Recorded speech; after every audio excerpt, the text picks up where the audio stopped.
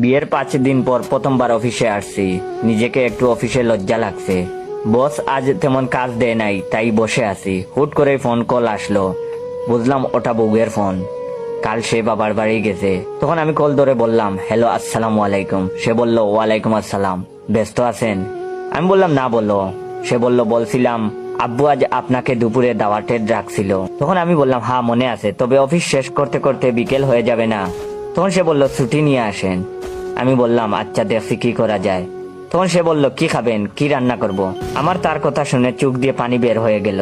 কেন যে বিয়ে এত দেরি করে করলাম, এত ভালো বিবাহিত জীবন। তখন সে বলল, বলেন চুপ কেন? আমি বললাম, না কিছু না, যেটা খুশি রান্না করো, অতিরিক্ত কিছু করার দরকার নেই। তখন সে বলল, আচ্ছা শুনেন, আপনার ফেসবুক আইডির লিঙ্কটা যদি দিতেন, খুঁজে পাচ্ছি না তো।